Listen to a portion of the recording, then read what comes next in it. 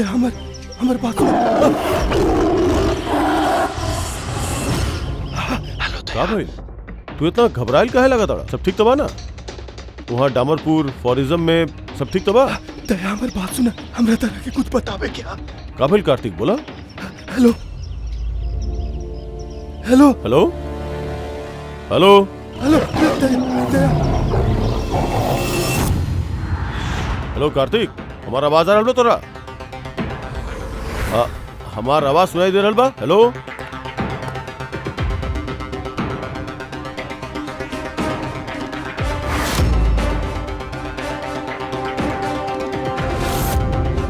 सर, सब ठीक बा? पता ना, हमार दोस्त कार्तिक के फोन रहे। डामरपुर फॉरेस्टिज्म में वो ऑफिसर बा, बहुत घबराई लगत रहे, ठीक से सुनाई भी ना देत रहल, शायद नेटवर्क इशू बा। बस उम्मीद करता नहीं कि सब ठीक होके ओकरा से।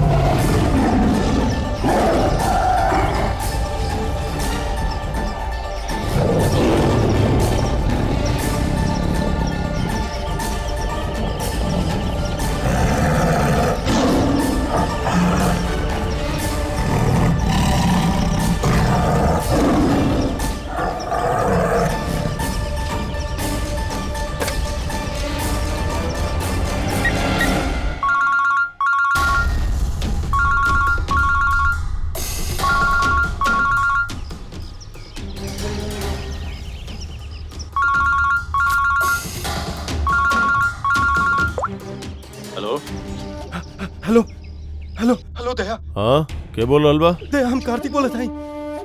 दया कार्तिक? अरे कार्तिक कितना साल के बाद? दया दया हमर बात सुन। हेलो का भाई तू इतना घबराइल काहे लगा था? सब ठीक तो बा ना?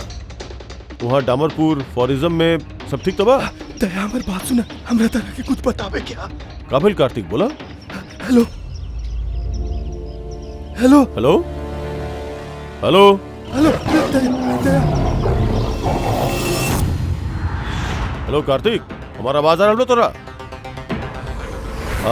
हमार आवाज सुनाई दे रहल बा? हेलो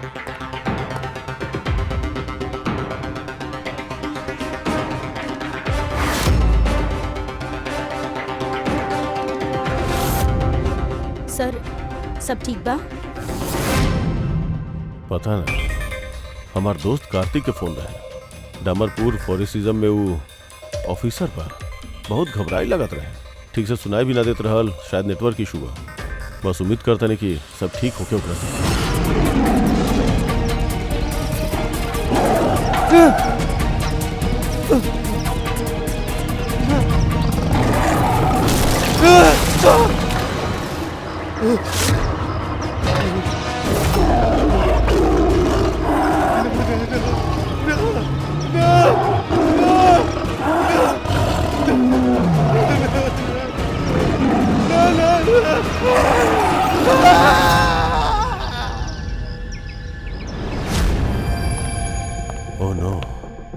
सर पता ना काहे हमके ऐसा लगा था कि कार्तिक के साथ जरूर कुछ भइल बा।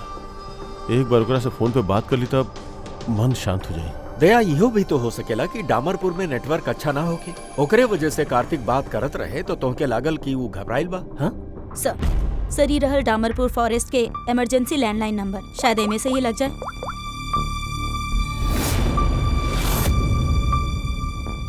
हेलो, कार्तिक कुमार से बात कर सके नहीं हम? अगर आप उनके अंतिम संस्कार के बारे में पूछ रहल बानी तो वो आज ही करल जाई। उनकर कोनो फैमिली मेंबर नहीं की, इससे हमने ही सब कुछ अरेंज करी। का अंतिम संस्कार? कहाँ अंतिम संस्कार?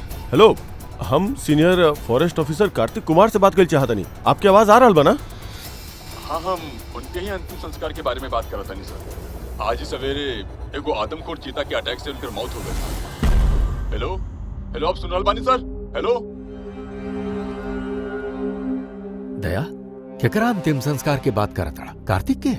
सर, कार्तिक एगो आदमखोर चीता ओकरा पे हमला कैलस, मर गइल सर। माय गॉड। सर हमके अभी डामरपुर जाए के होगी। ठीक है पंकज, तू जा दया के संग।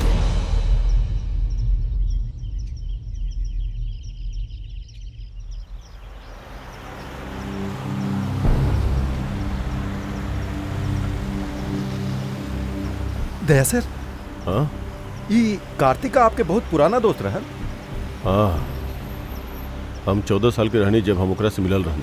हमने एक एगो स्कूल में पढ़त रहनी और वो वक्त हमारा सबसे करीबी दोस्त रहे। बहुत साफ दिल के लेके, जानवरन से प्यार करे वाला, जानवरन के परवाह करे वाला, उनका रक्षा करे वाला, हमेशा नेचर और जानवरन के भलाई के बात करत रहे। एगो बहुत ही नेक दिल इंसान। कार्तिक बोला तो सही, हमने कहाँ जा रहल बानी? सब बतावतानी दया, तू चला।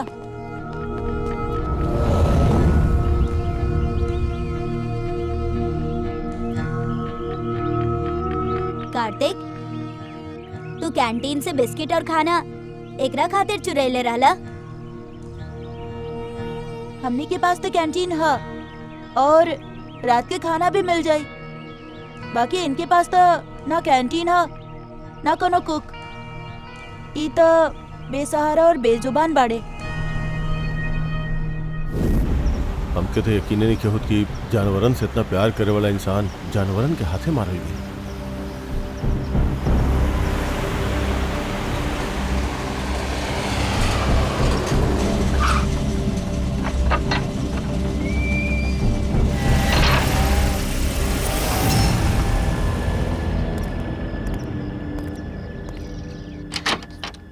आई सर।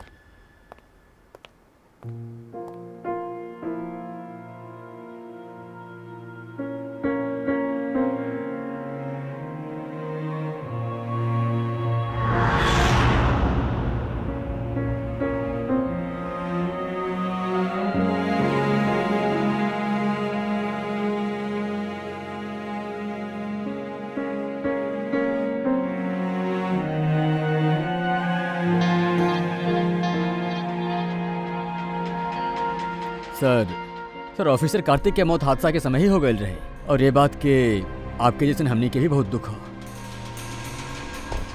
सर हमनी के अच्छा लागल आप आई जाए नहीं। कार्तिक के पास वैसे भी कोनो फैमिली ना रहल जे उनकर अंतिम संस्कार में शामिल हो पाए। ई पूरा तरह चीता के करल हमला हो, ये हम पूरा विश्वास के साथ कह सकेनी और आप भी समझ सकेले काहे कि आप भी सीआईडी ऑफिसर बानी। हम यहाँ एगो सीआईडी ऑफिसर के हैसियत से नहीं की, कार्तिक के दोस्त बन के आइल बानी। ऐसा लागत है जैसे हमनी के डामरपुर फॉरेस्ट में हादसा के एगो लहर चल पड़ल बा। अभी 2 हफ्ता पहले ही हमनी के एगो और ऑफिसर भूषण भी एगो हादसा के शिकार हो गए रहे। का हमेशा ही चीता इंसान पे अटैक करेला? सर आए दिन तो ना, बाकी वो आदमखोर चीता के खौफ जरूर फैल चुकल बा। बाकी सर हमके ना लगा था कि भूषण की मौत आदमखोर चीता की वजह से भइल बा। मतलब ये सर कि भूषण के बॉडी में अजीब तरह के इन्फेक्शन फैल चुकल रहे, जौना से ओके बहुत दर्द भइल और वो दर्द के बर्दाश्त ना कर पाए, जौना कारण ओकर मौत हो गई। बाकी सर अभी तक हमने के इन्फेक्शन और मौत के असली वजह पता ना चल पाए। का हम भूषण के बॉडी देख सकता नहीं? श्योर सर, आइए।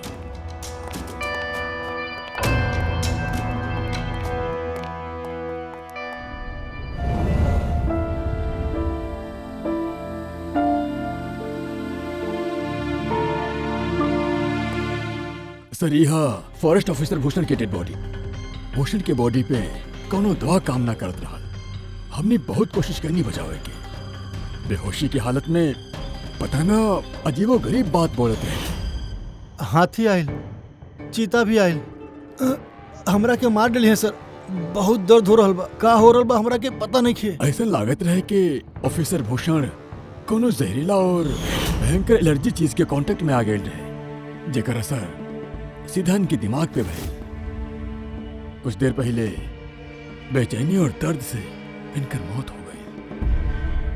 हमार दोस्त कार्तिक के मौत चीता के हमला से भई और ये भूषण के मौत भी बदतर तरीका से। एकर मतलब बा जंगल में कोनो ऐसा जहरीला चीज है जगरा से एकर मौत भइल बा। और आप लोग फॉरेस्ट ऑफिसर होखला के बाद भी आप लोगन के पता ना चलल कि जहरीला चीज का है। और ये सब पिछला 2 हफ्ता के बीच में भइल बा। ऐसे पहले ऐसा कुछ नहीं के भइल। ऐसा लगा था कि दोनों के मौत में कोनो न कोनो कनेक्शन बा। हम लोग वो जगह देखा चाहते नहीं जहाँ पे कार्तिक के लाश मिलल रहे आप लोगन के। हमनी के माना था नहीं कि ओकर मौत चीता के हमला से ही भइल बा। हम लोग बस ऐसे ही एक बार वो जगह देखल चाहते नहीं। कोनो प्रॉब्लम बा? नो सर, खाली जगह तो नहीं खतरनाक है ये खातिर। चलिए सर।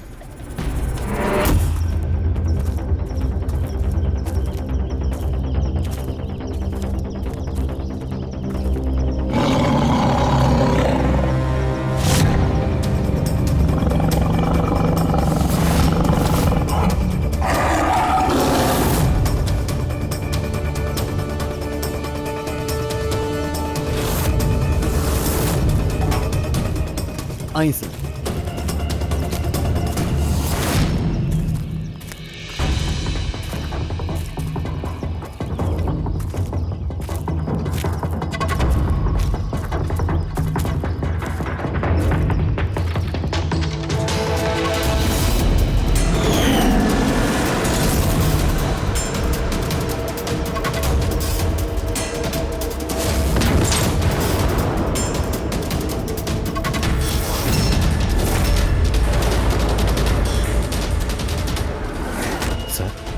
अगर जानवर अपन शिकार के ना पकड़ पावेला तो वही जगह ओकर इंतजार करेला या फिर चल जाला। बाकी दरवाजा तोड़ के ये बात बहुत अजीब है सर। ये दरवाजा चीता तोड़ ले बा? हाँ सर, पॉसिबल है। अगर एगो शेर या चीता जैसे जानवर भुखाइल होके तो आसानी से दरवाजा तोड़ के अपन शिकार पे अटैक कर सकेले। और एगो चीता ही ऐसा कहले बा, वो कार्तिक के मरलस और ओकरे बाद घसीट के ओके यहाँ से बाहर ले गए जहाँ पे हमने के ओकर बॉडी मिलल। सर एक्चुअली ऐसा हादसा पहले भी रिपोर्ट कइल गइल रहे कि जानवर दरवाजा या खिड़की तोड़ सकेले अगर वो भूखाइल होके या फिर गुस्सा में होके था। सर, का आपके अभी कोनो शक है? अब ना कोनो शक नहीं है। अच्छा, अब ये बताएं कि कार्तिक के बॉडी के पोस्टमार्टम कल गेल रहे और भूषण के ब्लड एनालिसिस भी। हाँ, लेकिन का है वे खातिर की हमनी के रिपोर्ट अपन रिकॉर्ड खातिर चाहिए। हम माना तानी कि ई चीता ही कैले बा। हाँ, व्हाई नॉट। हम ही कार्तिक के बॉडी के एग्जामिन करके पोस्टमार्टम करेंगे। वैसे कार्तिक के बॉडी में जानवर के बोन्स और दांत के निशान मिलेला। हम अपन रिपोर्ट तैयार रख ले बानी। Oh good. Pankaj sir, doctor Abhay से तू ये रिपोर्ट्स और सैंपल लेकर के मुंबई चल जा और तोरा पता बना होकर का करे के बाद हमें जरूर पता।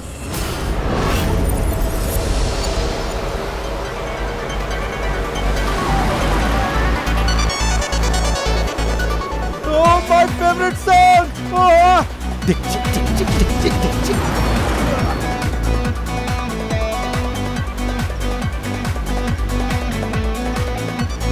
Oh yeah!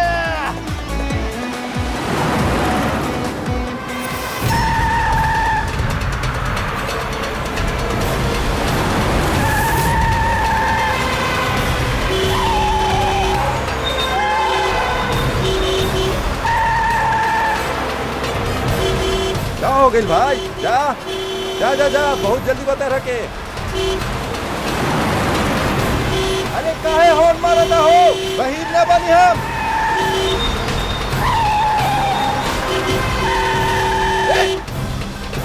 पागल बड़े कारे। अरे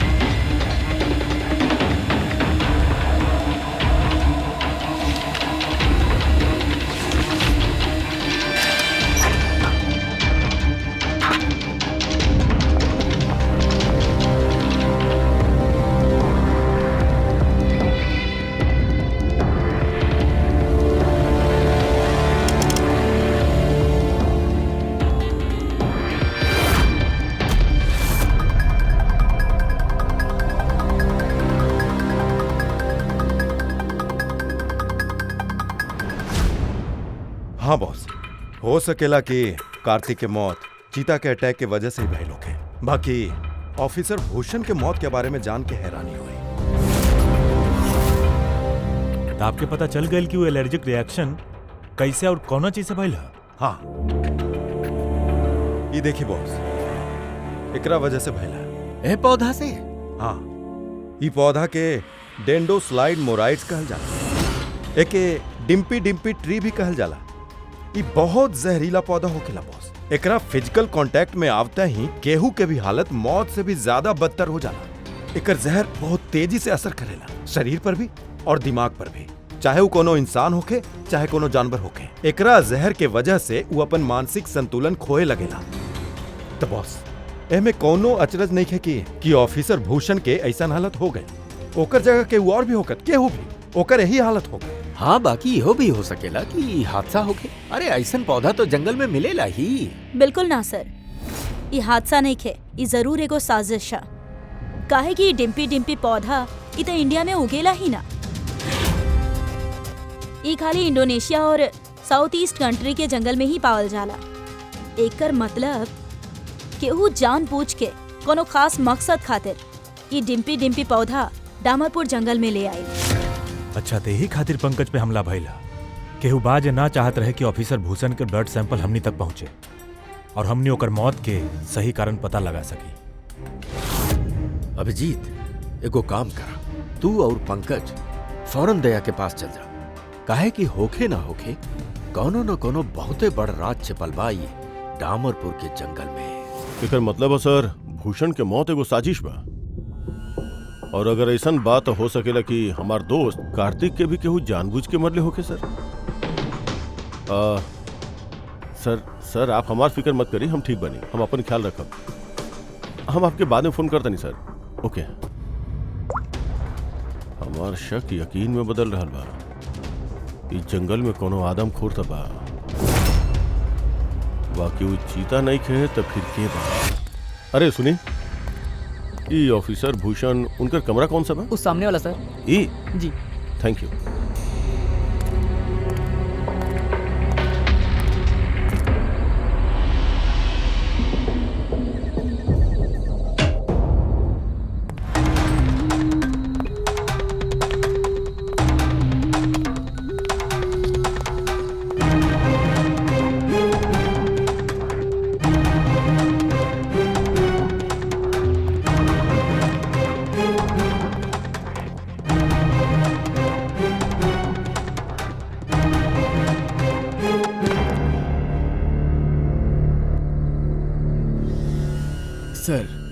सबसे पहले जहर की असर भूषण के पांव पे भई, फिर वो जहर पूरा बॉडी में फैल गई।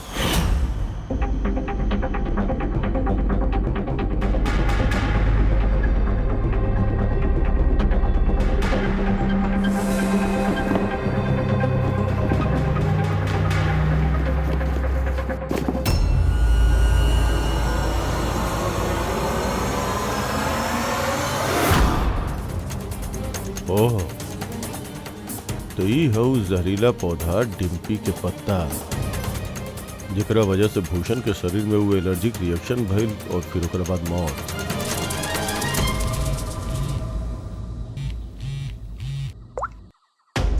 हाँ पूर्वी, सर, वो आदमखोर चीता के ढूंढे के एगो तरीका मिल गई। रिसर्च से पता चलल बा कि फॉरेस्ट ऑफिसर जंगल में जानवरन के बिहेवियर और उनका ट्रैक करे खातिर रेडियो कॉलर के इस्तेमाल करेले। Radio collars? Sir, basically radio collars एगो ट्रैकिंग डिवाइस बा। इनके मदद से हमनी यहाँ बैठ के ए स्क्रीन पे जंगलन में जानवरन के लोकेशन और मूवमेंट ट्रैक कर सकेनी। और ये कलर डॉट्स का है? ये कलर डॉट्स अलग अलग जानवरन के पहचान है। फॉर एग्जाम्पल, ग्रीन डॉट हाथी खातिर, ब्लू डॉट चीता खातिर एंड रेड टाइगर्स खातिर। और ये रेडियो कलर्स डिवाइस के जरिए वो आदमखोर चीता के बारे में पता करे की कोशिश ना करी? सर, सच तही बा कि पिछला 3 महीना से ई कॉलर एनिमल से जंगल से अजीब तरीका से गायब हो रहल बाड़े और अभी हमनी के खाली उनका रेडियो कॉलर्स जंगल में मिल रहल बा। अब चूंकि रेडियो कॉलर से जानवरन से अलग हो चुकल बा, हमनी उनका ट्रैक भी ना कर सकेनी। हो सकेला कि वो आदमखोर चीता ओमे से ही एक होखे। और सर, यही मामला के एक साथ इन्वेस्टिगेट करते रहले ऑफिसर भूषण और ऑफिसर कार्तिक। जंगल से जानवर गायब हो रहल बा और वहाँ पे ही कॉलर डिवाइस मिल रहल बा। एकर का मतलब बा? हैं? एकर मतलब बा जंगल में जानवरन के तस्करी चल रहल बा। अब ये बात या तो आप लोगन के मालूम बा या फिर जान के अनजान बन रहल बा। फॉरेस्ट ऑफिसर कार्तिक और भूषण के मौत कोनो इत्तेफाक नहीं है, हत्या बा, हत्या। हाँ दया, सब ठीक तबा ना? ना सर, यहाँ कुछ ठीक नहीं है सर। हम सच के पता कर ले बानी सर। यहाँ जंगल में जानवरन के तस्करी वाला बहुत सा लोग एक्टिव बाड़े सर, और हमके लगा था कि भूषण और कार्तिक ई केस के इन्वेस्टिगेट करत रहले और शायद वही खातिर मारल गए। अच्छा। भूषण के मौत के सामान सर इंडोनेशिया से आइल बा और ये मिडिल ईस्ट कंट्री ई सब तस्करी खातिर एगो बहुत बड़ मार्केट है सर। तो हो सकेला कि तस्करियन के फंडिंग यही देश से हो रहल होके। तो हम ई केस के तह तक जाइल चाहतनी सर। ठीक है दया, बाकी एगो बात याद रखिया, जल्दबाजी में कोनो भी कदम खतरा बन सकेला। यही से जल्दबाजी ना, होशियारी से काम लिया। अभिजीत और पंकज तोरे पास आ रहल बाड़े, अपन ख्याल रखिया, ठीक है? ठीक बा सर, आप चिंता मत करिए। Thank you. घर के भेदी लंका ढावे, पता करे के होखी कि जंगल के भेदी क्या। यार सालुम के। हाँ बॉस। ये डिम्पी पौधा के एंटीडोट बात तोरे पास? बाड़े तो ना बॉस, बाकी बनावल जा सके। तब फिर बनावा सालुम के, जल्दी बनावा, हमनी के ओकर जरूरत पड़ी। हेलो, नेशनल बायो सेंटर, आप हमार टॉक्सिकोलॉजी डिपार्टमेंट में केहू से बात करा सकेले?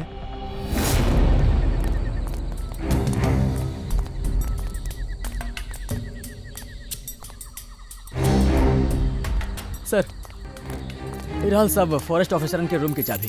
सर, बाकी अभी तक हमनी के सब ऑफिसर्स डिनर खातिर मेस में गइल बाड़े। उनके गैर मौजूदगी में उनकर कमरा के तलाशी लेहल सही ना होखी। सर, कहीं आप हमने फॉरेस्ट ऑफिसरन पे शक नहीं कर रहा? सच कही तो हाँ। फिलहाल आप लोग एजे रुकिए, हम सबके कमरा की तलाशी लेके आवत नहीं।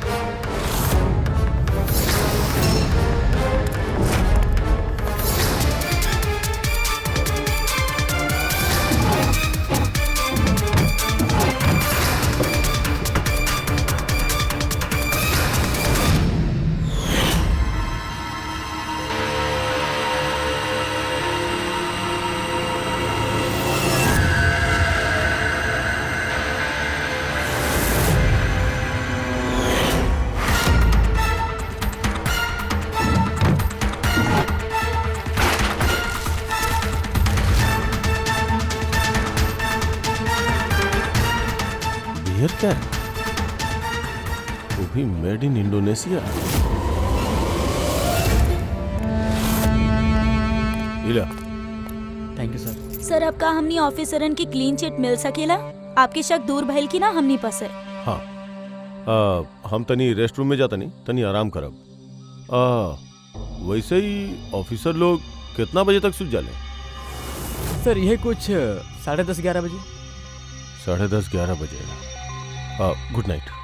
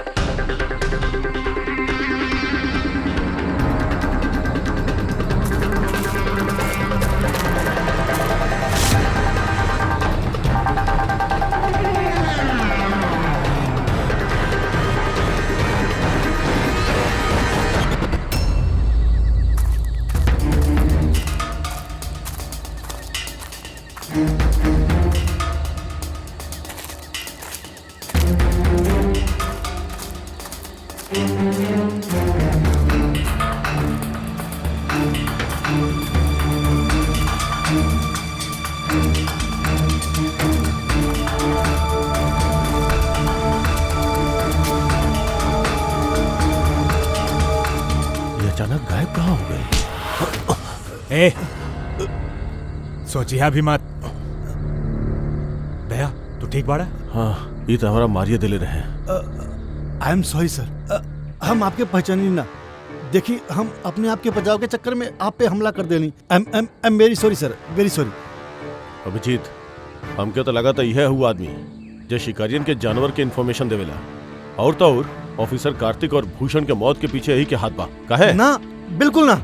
हम अपने लोगन के काहे मारब? और आप लोगन के ऐसा काहे लगा था कि हमार संबंध बा उस शिकारी लोगन के साथ? तो इतना रात के जंगल में चोरी छिपे कहाँ जात रहला? कौने बात के डर रहल कि केहू तुहार पीछा कर रहल का? ना सर, हमरा के ट्रैकिंग सेंटर से कॉल आल रहल कि एक राइनासोरस, एक गेंडा 5 घंटा से एक ही जगह लोकेशन पे खड़ा बा। ये अजीब बात बा सर, काहे कि कोनो जंगली जानवर 5 घंटा तक एक ही जगह चुपचाप खड़ा नहीं रह सकत। अगर वो जिंदा बात तो वही लोकेशन के देखे खातिर, चेक करे खातिर हम निकल रहनी। हमरा के एहसास भेल कि केहू हमरा के फॉलो कर रहल बा। तो हमरा के लागल कि उस शिकारी हो, तो हम अपना सेल्फ डिफेंस में आप पे हमला कर देनी। अच्छा ठीक बा, और एकरा बारे में का कहना बा? ई कहा इंडोनेशियन बियर कैन, वही देश के जहाँ से वो जहरीला पौधा डिम्पी डिम्पी लावल गेल रहे, जकरा वजह से ऑफिसर भूषण के मौत भई। Beer can? देखी सर, एकरा बारे में हमरा के कुछो नहीं के पता। एक मिनट, का आप लोग हमरा के ई केस में फंसावे के कोशिश कर रहल बानी क्या? ये बियर कैन हमके तोहार कमरा के डस्टबिन से मिलल बा, समझला? व्हाट? आप हमारे रूम के तलाशी लेनी, वो भी हमारे गैर मौजूदगी में? ओ हेलो, चुपचाप हमनी के सवाल के जवाब दे, यही तरह खातिर सही होके। देखिए सर प्लीज, हम पिछले 3 महीना से शराब के हाथ तक नहीं लगौने बानी, और अच्छा? आप लोग तो ये बियर तोहार कमरा में के पियत रहल? कोनो बाहर के आदमी? जस्ट मिनट, देखिए का बा ना, हमार भाई हमारे साथ रहेला, ओके? तो हो सकेला कि ओकर ई कैन हो, लेकिन सर ऐसे कुछ भी साबित तो नहीं होत ना सर। क्या हो तोहार भाई, और ये वक्त कहाँ बाबू?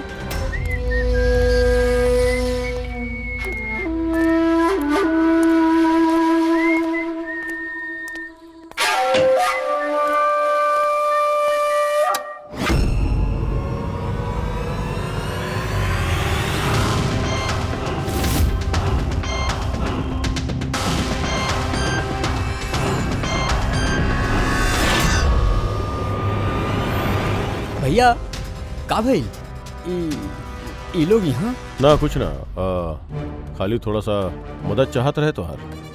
हम का मदद कर सके नहीं आप लोगन के? कर सकेला तू। ई पाउच में से तनी ई पत्ता के बाहर निकाला। निकाला ना, ये आप निकाली ना, ये हम कहाँ निकाली? निकाल सके नहीं, बाकी हम चाहता नहीं कि तू निकाले। ना ना, अरे निकाला, ये हाथ डाला और ये पत्ता के बाहर निकाला। अरे भैया हम कहाँ निकाला भी पत्ता? का अगर तू ना निकलवा तो हमके जबरदस्ती तो हाथ पकड़ के अंदर डाले के पड़ी, है ना? अबे निकाल। अरे अरे ना ना, अरे हमारा हाथ छोड़ी, अरे सर हम मर जाए, अरे हमारा हाथ छोड़ी सर, प्लीज सर हमारा हाथ छोड़ी, हम मर जाए सर, अरे सर छोड़ी हमारा हाथ छोड़ी। अरे घबरा मत, यू पत्ता निके जो तू समझ रहा बड़ा। हाँ? हमने के सब पता है, डिम्पी डिम्पी पत्तन के बारे में और जंगल में चल रहल तस्करी के बारे में भी।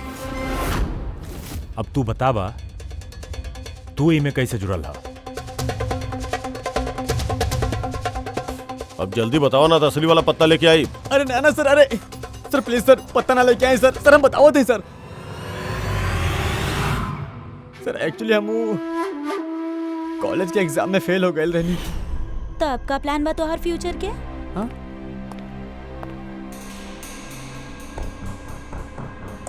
यार हम सोचल बानी कि हम 2-3 महीना के ब्रेक ले लेते हैं, अपन भाई के साथ चल जाता नहीं, he is a forest officer. फिर हम और ये जाके कुछ डिसाइड करब कि हमके लाइफ में आगे कहाँ करे क्या। फिर तो तोहरा के मालूम होके कि कितना पैसा कमा सकेला जहाँ तोहार भाई फॉरेस्ट ऑफिसर बा। मतलब हमारे पास एक अच्छा ऑफर बा, अगर तू चाहत। ऑफर? कैसे ना ऑफर? जानवर मरे के बाद उनका कीमत और बढ़ जाला, उनका पंजा, उनका खाल, उनका दांत। तू समझत बाड़ा ना? बाघ, हिरन, हाथी। तू कहे के का चाहता रहा? देखा, तोहरा के सिर्फ इन्फॉर्मेशन देवे के बा और पैसा कमाए के बा, बाकी हम संभाल ले। It's a good deal, go for it. अपन दोस्तन के बात में आके हम सबसे बड़ गलती कर देनी, हमके उनके बात में आवे के ही ना चाहत रहे। जवाहर भैया की वजह से हमके सब फॉरेस्ट ऑफिसर जानत रहल, और यही बात के फायदा उठा के हम आसानी से कंट्रोल रूम में घुस जात रहनी, और वहाँ लागल स्क्रीन के स्नैपशॉट हम चोरी से निकाल लेते रहनी, और वह स्नैपशॉट्स हम वो तस्करन के फॉरवर्ड करते रहनी सर। और वह स्नैपशॉट की वजह से तस्कर सब जानवरन के लोकेशन ट्रैक करते रहे सर जंगल में। तू हमारा भरोसा तोड़ देले। शर्म आवे के चाहिए तोरा के, इतना छोट उम्र में इतना गंदा काम करेला तू। चंद पैसा खातिर बेजुबान जानवर के बलि चढ़वा देलस तू। कुछ पैसा खातिर तू फॉरेस्ट ऑफिसर भूषण के इतना दर्दनाक मौत देला? ना सर, हम जानबूझ के भूषण भैया के नंबर नहीं सर।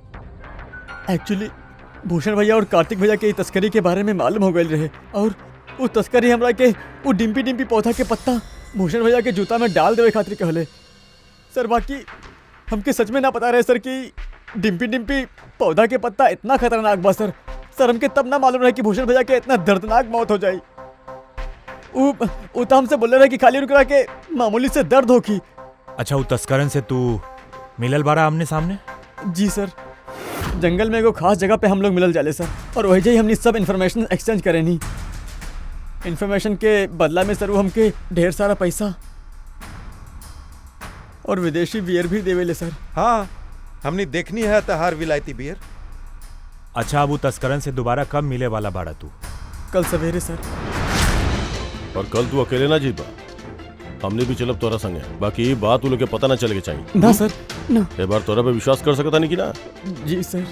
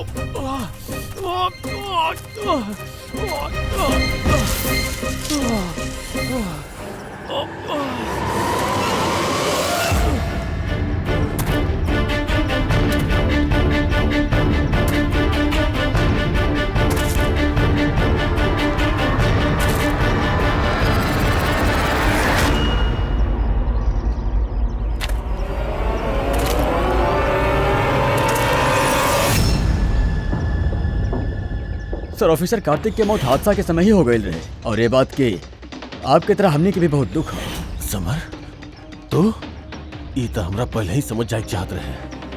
समर हमनी के बहुत मदद कैलिस, जानवरन का चोरी करे में और उनका शिकार करे में।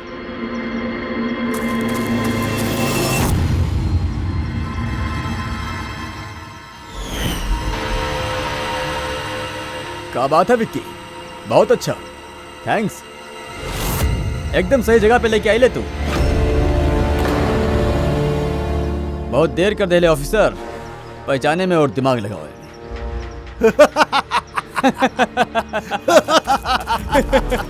बस रुक जाओ। दया का भाई? बिल्कुल ठीक नहीं खेबाऊ, बिल्कुल ठीक नहीं खेबा। जे जहरीला पत्ता ऑफिसर भूषण का जान ले रहा, अब वह जहरीला पत्ता एकर भी जान लिया।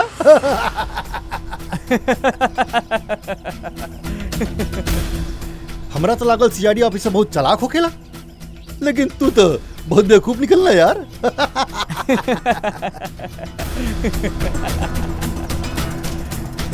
जवाहर,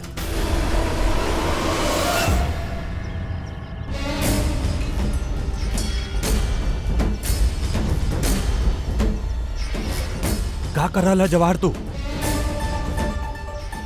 सॉरी ऑफिसर, विकी हमारा छोट भाई बा, अपना फर्ज से भी ज्यादा एकरा से प्यार करीला, तो तू लोगन के साथ कैसे दे सकीला?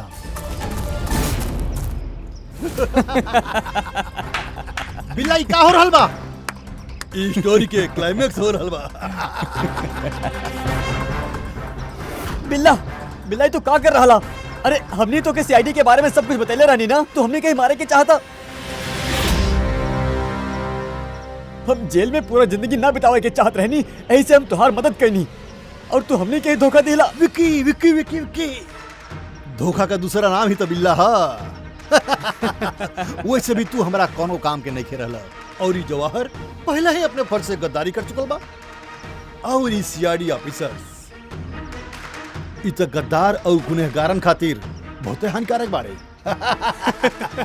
तही से आज हम एक छोटा सा खेल खेलब, मौत का खेल। मौत का खेल। लेकिन ओकरा से पहले हम तोहार एक डाउट क्लियर कर देत बानी। तू यह सोचत बाड़ा ना कि तोहरा दोस्त कार्तिक के मरलेस? ओकरा के एक आदमखोर चीता मरलेस, और जाना ले वो आदमखोर चीता के बा? हम बानी।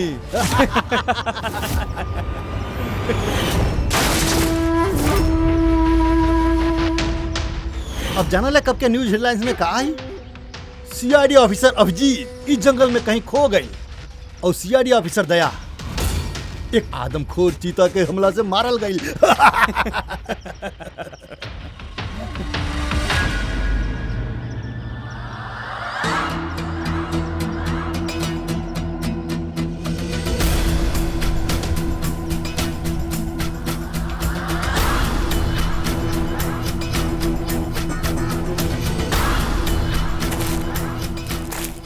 रुक जाओ। तू ठीक ना कर रहा बिल्ला। रुक जा।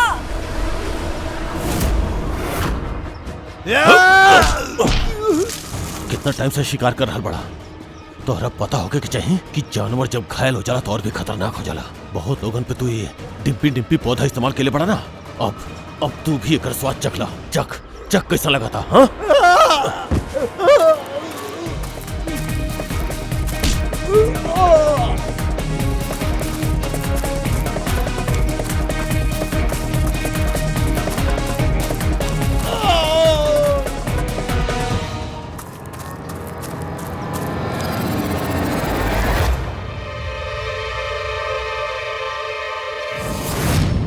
दया, हाँ?